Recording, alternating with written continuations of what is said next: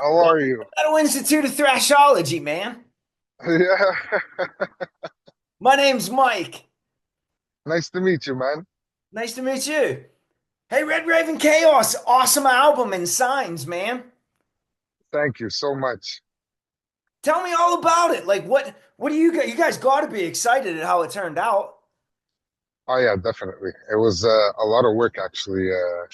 It was about maybe about a year and a half of working on riffs and perfecting a lot of stuff. And for my part, I mean, the longest part was getting all the instrumental to where it needed to be. And then for my part, writing the lyrics didn't take that long. But what we were super happy about was having John Douglas do the all the mixing and mastering for the album, Yeah, it was and the great. result was just yeah, Yeah, I today was the first, I must have listened to your album maybe like 10 or 15 times, but today was the first time I threw headphones on and listened to it through like a high quality headphone, and it really elevated the listening experience. Just that mix and production is great. And it, yeah, it's yeah, it's like one of the strangest albums because like you can't just pick out one instrument or one song. They all kick ass. yeah, exactly, exactly. It's really Hey, also for us on our end practicing. Sorry about that. That's Practicing on okay. our end the songs is also a challenge for us too because everything was written, in studio. So now when jamming it all together, it's really a challenge because not, I mean, for me, for my part, I'm okay. But I mean, for the guys, just standing there and watching them do what they do, Awesome. it's pretty incredible. It sounds incredible. I don't know if you can see, but Oswaldo came in too. I want to make sure he Okay. gets some love. hey, hi guys. How are Oh, you? there it is. Hey, welcome to the Metal Institute of Thrashology. My name's Mike. Thank you, man. Thank you, man. My pleasure. Yeah, I tell you what, man. I was just telling Bambina that this album kicks ass, man. It's fucking great. Thank you, brother. It's a really kind words coming from you. This is an album that we put a lot of hard work. You can tell. I listened to your whole discography in order today, and I started with the single 2020 Black Hole, and then I did your album Chaos to My Eyes. And Chaos to My Eyes is a great debut full length. I mean, it's really, really, really good. But it's like 2024, The Signs is so much better than Chaos to My Eyes. Not that that was a pushover album. And was just blown away by the sound. It's like, where the fuck have you guys been in my life, you know? So I think was an evolution because the first album was kind of test. You need Okay. to test the waters to see what is happening. The Yeah, band is adapting about everything is see what is the weakness or what is the fortress of each of the members of the bands. So in this album was kind of now we can develop the potential of the voice of Bambino or the drums or whatever you need for express the message in every song. yeah, Oh, totally. that was a fucking hell of a development, or that's a hell of a test you guys put out there, man. Like, every song on there is like just every song could be a single on that album. And I was trying to decide today. I must have listened to Signs like 4 times. I was trying to decide what the favorite song is. I think I'm gonna go with Fight today. I really like the vocals in it. And to be honest with you, I fucking hate clean singing, but for some reason the vocals on this just grab me. Really good sound. Yeah, it's really good. It's actually one of my favorites on the album as well. Yeah. And like I said, you guys gel really well. So you guys have been a band since 2020? Yeah, It's not. Uh-huh. Now, how did the pandemic play in all that, starting a band with COVID coming? actually, at the beginning, we managed to squeeze in a few shows before the pandemic happened. Okay. And then throughout COVID and the pandemic, we had a lot of time to practice. to get our stuff really tight. So as soon as the pandemic ended and we just started going out and playing a whole bunch of shows, it just sounded so much better, and it actually helped us improve on our end to gel better, like you said, you know? Yeah, I bet. Now, you guys are in what, Canada, right? Yeah, Okay, Uh-huh. what part? Montreal? yeah, in Montreal, Yes. yeah. I've been dealing with a bunch of bands out of Canada, and I keep getting confused between all the damn cities. But I think I'm dealing with there's another band from Montreal I've been talking to called Drowning in Blood, if you know those guys. Uh-huh. Oh yeah, I do, yes, Yes. yeah. Yeah. So Yes. I like to try to put all the bands I meet, like try to get them to talk to each other in hopes to like build a stronger scene. We could all come up together, you know? Oh yeah, definitely, yeah. So how did you guys meet? Like how did the band come together? Actually, Oh, it's so funny. it started with it was in like end of 2019. I was looking to buy an electric guitar, Okay. and on Facebook Marketplace, I came across a nice blue Schecter that I really liked, and it happened to be the bass player of Red Raven Chaos, Samir. So I went to his house and I sat down on his couch and I started playing some like Lamb of God on guitar. And he's like, "Oh, you like metal?" I'm like, "Yeah, man, of course." He's like, "Oh, listen to this." So he brings me to his computer, and I'm like, what's he about to make me hear? You know? I go to the computer and he makes me hear an instrumental, which was Black Hole. Okay. So he makes me hear the instrumental. There was no vocals on the track. So I'm listening to it. I'm like, "Yeah, man, like this is really badass." And he's like, "Yeah, yeah, yeah." He's like, because well, before we got to the computer, I told him that I was a singer, a screamer.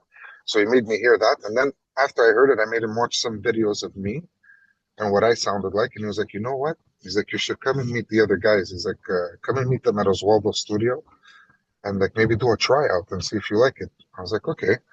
So they added me to their WhatsApp group, and they sent me the instrumental. And then one night, I wrote the lyrics for Black Hole, and I went to meet the guys at Oswaldo's house on another night, and everyone like was super cool. It was Yeah. like a nice. It was really cool, like a first meetup. Like that, there was no. I didn't feel nervous meeting the guys. Like they're very super cool guys. And I got in the vocal booth, and they're like, "All right, go for it." So then I just started singing Black Hole, and immediately they were like, "Okay, yeah, let's do this. Let's do Yeah. this." Fucking good decision, man. Like I was so happy I discovered this album. Like and I'm not sure who sent it over to me. One of you guys did. And I was just like, man, this is so fucking good. Where's it been? Like, why aren't you guys huge, you know? Well, that's the idea, right? That's what we're trying to head for. Yeah, yes. Yeah, if I can help you guys get there, let's go, you know? Oh yeah, Yeah, it's definitely. definitely we are trying to work very hard to put the band in the best place we can.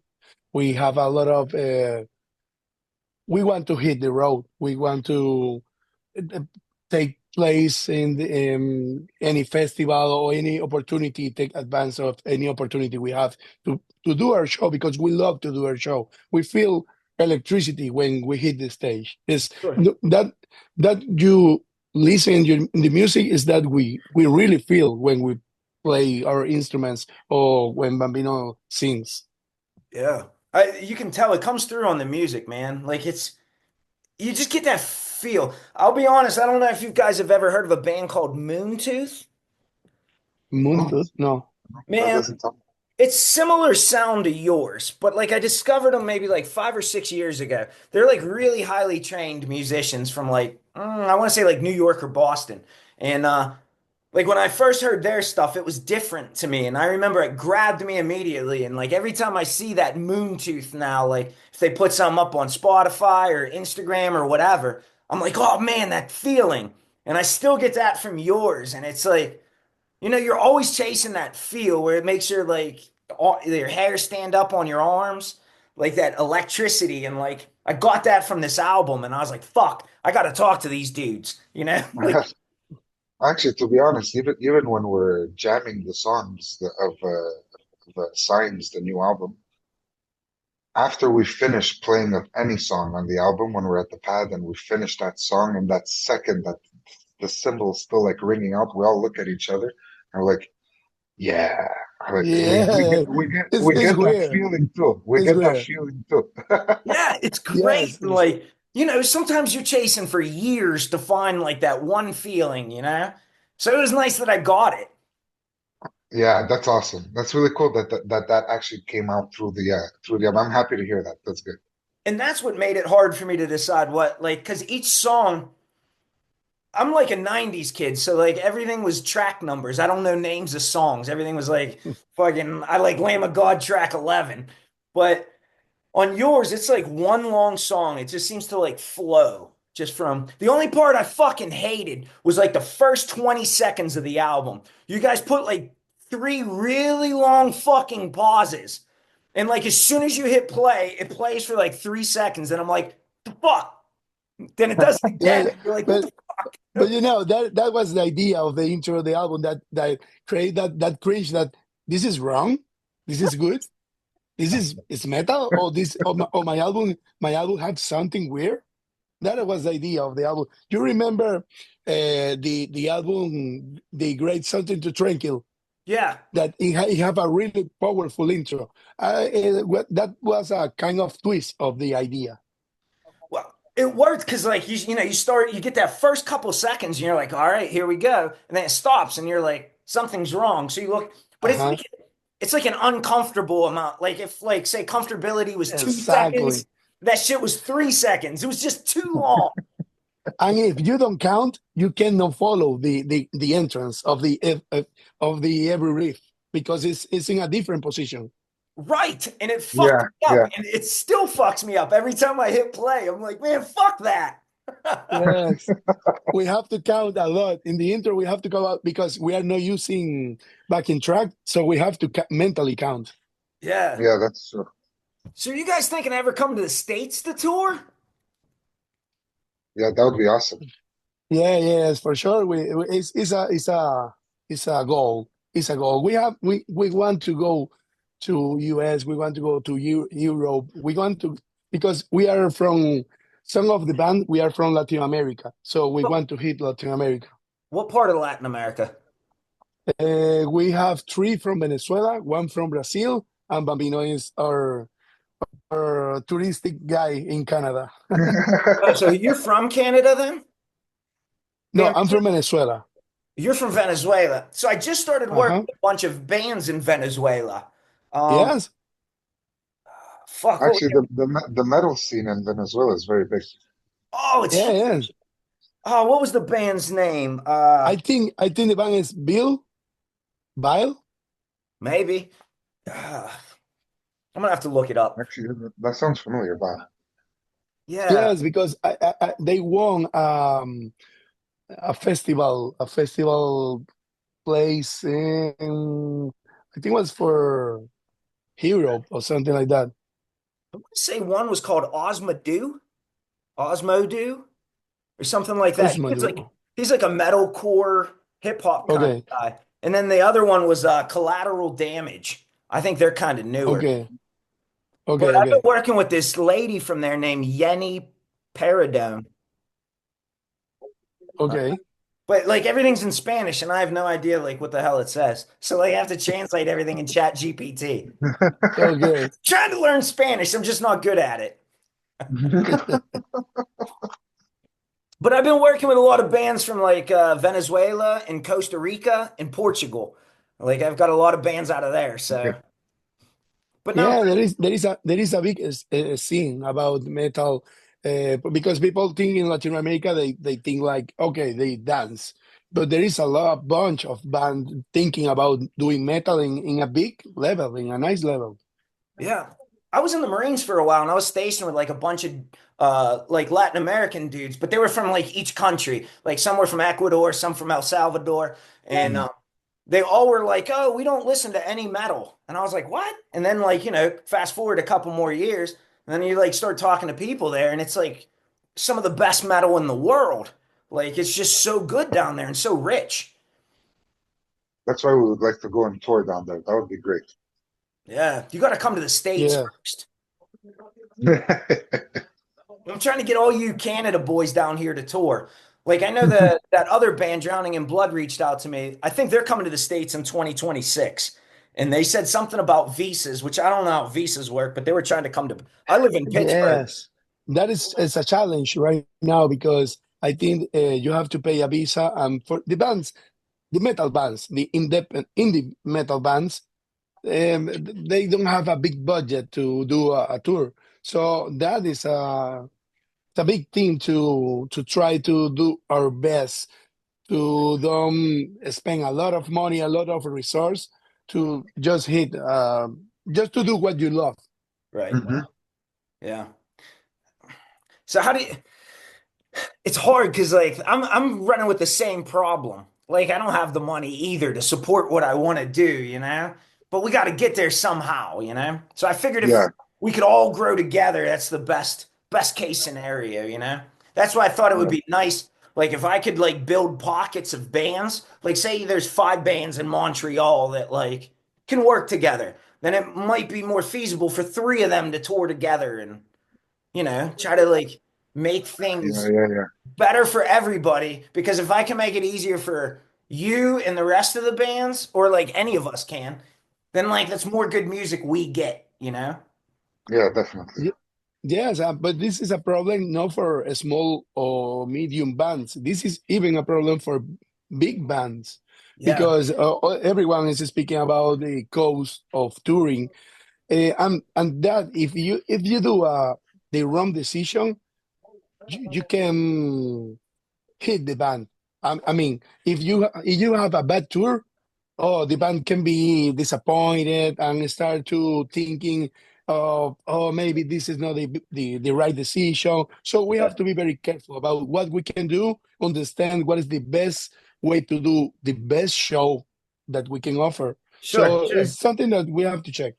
Yeah. Well, if there's anything I can help you guys do, by all means, reach out. Thank you, man. Yeah. Thanks, man. Yeah. So like how's it being received up north of the border? Because I worked with one Canadian artist. His name was Ian Blurton, and I guess he's really big in Canada, but like I've never heard of him in the States. So then I realized there's like a wall, it seems. Like when I interviewed him, he was telling me about how like he'll tour the rest of the world, but he won't come to the States because the States are so expensive with tariffs and taxing and everything else. And now it's probably even worse than ever. I mean, everything's worse now, but Yeah, he was saying like trying to come to America. He was like, I'll never tour America. It's just so bad. And then like a lot of the European bands were saying, just even touring Europe, like each country, like if you go Hmm. to Italy, you have somebody like the mafia is dragging extra money out of your pocket. And like those are things yeah, that like, you don't know unless you get to that country. yeah, Yes, I mean, you know what is hard? If you want to tour and do some money to try to balance, because it's just the goal is just balance, is not have mhm, a lot of money. You have to sell merch, but Yeah. to sell merch, you need a space. Yeah. So some yeah, people some people what do? Some bands they buy the merch in the place they will play. So you have to be very smart. Yeah. And you ask about the artist visa, is hard. It's very expensive. So I think the Canada bands or the Canada artists, the Canadian artists, they are seeing in a different place. US, it's sad because yeah. It's that. we know US is a big place for metal, Yeah. but for Canadian people right now, oh, it's hard. Yeah. That's why I feel like I'm a big union guy. Like I was a union carpenter, so I was a big like if we stand together type thing. So like I'm trying to adopt that and put it in place, but I'm doing it locally first here in Pittsburgh. And I've only been doing this channel for like a year. And I don't know what I'm doing. I just woke up one day and was like, fuck it, we're gonna promote metal. And it's just been wildly successful. It's getting out of control. I don't know what I'm doing, but we'll figure it out. And I got some things in the works this week. Saturday, I'm going to meet up with a couple people at like a mini festival. And there's a lot of bands there I plan on talking to and getting some ideas about how I can make this better for me, fans, and bands, most importantly. Because without bands, I don't Mhm. have anything, you know? Oh yeah, definitely. Yeah, Yeah, it's funny because in our case, a lot of people say, "What the hell, dude? This album is amazing. Well, why you are not touring?" because we are independent. So and maybe we think maybe a label can help with our music. We really we are just musicians. So it's a gap between you be a musician or in your case people that create content, but the marketing of trying to doing the things work is hard because we Yeah, are living in a fast world that everything is social media, TikTok or wherever, and sometimes you can lose the focus in what you are doing. In your case, as musician. Yeah. yeah, And I noticed too that like there's a lot of musicians and it seems like the better you are at your instrument, the worse you are at business or like marketing, for instance. A lot of those guys are just so like just focused on the actual music or the product that they're putting out. But then they don't, some bands, and not you guys, but some bands don't realize that the marketing and the pushing the product out to the people is just as important as the quality of the music. yeah. It is. Yes, yes. So I've been trying, like, I don't, just try to push it out where you can. But then I realized like how long and hard it is to put things together. Like I put out these like little 1 minute videos, but people don't see like the fucking up, the filming, the editing, the writing Yeah, scripts. it's a Same long as shit for process. you guys, you know? Yeah, yes. I actually we have a small template because we are we can recording, so we do everything from the scratch for us. So the videos are doing for the bass player. The music is on my studio. Everyone have A knowledge about role. recording, Yeah, and Bambino can record in his own house. So we have a kind of a small label, but we miss the marketing. I mean, yeah. we move with the social media, we do stuff, and we Yeah. have fun, and everything is good. But we need a, a big A bigger exposure. push. Yeah. Uh-huh. Yeah, Yeah. I don't, that's my problem. Like, how do you feel? Where's that bigger push at and how do you get it, you know? yeah. That's the big question. Yes, it's It's a a big puzzle, question. but I figure as long as I keep taking a step forward, and as soon as that path is blocked, I make a left and I just keep fucking going. Till I get Yeah, stopped again, and I just keep fucking going. like for us, like he was saying, in our case, the push for us would be that a label picks us up and they give us that push to go on tour and to get the merch printed and done, and then we're on a roll. But right now, doing it on our own, Yeah, we're able, we're doing it, but it's a lot slower the process. understandable, understandable. I'm gonna have to talk to some people and see what I gotta find out. Like, I don't know how the industry works yet. That's my problem. Like, I don't know like the signing and the marketing and like I don't know how that all pieces together yet. My job is to just yell at a camera and try to get people's attention, I guess. But if you guys could figure out how I could help you, man, I'd be more than happy to.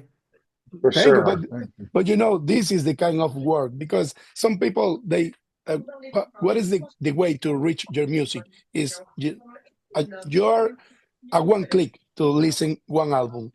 So Yeah. this is a structure that the people can just reach your music. Yeah. I remember back in like the fucking 80s, like you would have like four CDs, and those were the only four CDs you had. And like, what else was the radio? If you liked a song on the radio, you had to wait for it to be fucking played. Like, my kids don't understand that. Like, they make fun of me, like, Dad, what's that old CD stuff, you know? But Yeah, it's just now everything, like you have the world at your fingertips, which is great too, because like back in the 80s, I probably wouldn't have discovered a small band like Red Raven Chaos out of Montreal without the internet. So, yeah, like, there's good and bads. Like, I also don't like in the modern day how it's like trickle out one song at a time. It sounds like you guys wrote a complete album. So by like trickling songs out at a time, while your songs are great on their own, it doesn't give the listener the full experience of like the album is more powerful as a whole than each song yeah, individually. yeah. I agree. But I think But that gets my lost. I'm sorry. because in this is my position about the music or how we consume music right now. Normally, the people they release a single, and that is nice in the pop world, because in the pop world you need one single, right? But in music, in metal, in my case, I consume albums because Yeah. I believe in the concept of the album. And if you listen to the album, you have a whole story, a whole movie in the album. Yeah. Hmm. Um, if I receive a single of one band that I love, maybe I can listen it, but I don't know where to place in my playlist. I don't know if you have the feeling. For example, In Flames, they do that a lot. So, but in what moment, in what place of this song can place this single? For me, it's weird. So Yeah. I still believe the metal consumes albums. But I think like some Hmm. things change. Like you bring up In Flames. Like the last In Flames album I thought was good was like I think it's around like Reroute to Remain or like around that period, the mid 2000s. And I think after that was when the internet started coming out and the music industry changed as a whole. And it seemed like the quality of these older bands fell off, like whether it be Metallica or whoever, because the game changed so fast that I think the Mhm. younger generation could adapt to the change. Whereas like some of the older bands like In Flames, their albums were less quality to me because they were trying to write singles versus whole albums. And so like when I Mhm. listen to like The Mask and stuff like that from In Flames, to me it seems so much weaker than their older stuff when it was like really written. Like your stuff Yeah. really written. So like just Yes. releasing one single out, you're like, hey, that's a great song, but it's just a snippet. It's not Uh-huh. enough Hmm. for me. I'm fucking greedy. Uh, uh, But this is the dangerous thing about follow trends. Because if you follow trend, normally you came late Yeah. Hmm. because it's a trend that in music build a song with quality. You have to spend some time. So when you try to follow the trend, you are late. So what we decide? We decide to do music that we have to be proud about what we are doing. So Yeah. don't follow the trend. So do what we believe that is right for what you can listen this album. Yes, I can listen my own album and I enjoy the album. Yeah. Um, but maybe I don't want to be in the path of listen my own music and say, oh, this was nice 3 months ago, but now it's shit because it's old. Yeah. It is Yeah. dangerous. Follow the trend. I see. Yeah. I see exactly what you're saying now because that happened to a lot of bands like Slayer. Slayer wrote kick ass shit and then they tried, like, they started falling off. So they tried to, like, switch and follow the trend. They were late to the game. Yes, I Exactly. remember El Diablo Luce Música. And for me, it's not a bad album, but I know everyone hate that album. It's not that bad. I mean, it's still Slayer. Like, that might be, like, in a lot of bands, that might be their best CD, but it's Slayer, you know? But haters will be hate. For example, Slayer is a good case because Slayer they are doing the same shit. Wah, bah, boo. Hey, they have something new. Bah, boo. It's new. It's not Slayer. So it's you don't know. Yeah. Yeah. Yeah. I see what you're saying now. I never thought about it like that, though. Yes, Yeah, and, makes and sense. but yes, I remember I was listening an interview from one guy that appreciate. And he said something that for me was a lot have sense. He say you need to do the music that you want to listen. Yeah. If you open your playlist and you listen death metal, go for you have to do your death metal because you understand what is happening. You believe in what is happening. It's something that you consume. But if you want to try do a different stuff, thinking that you will be loved because you are doing that, that is the beginning of the end. Yeah. Yeah. And I think when you're like making a metal album, it helps if you're immersed in metal listening or watching or whatever, because then that's what your mind is on and it's influencing your, your tastes or whatever.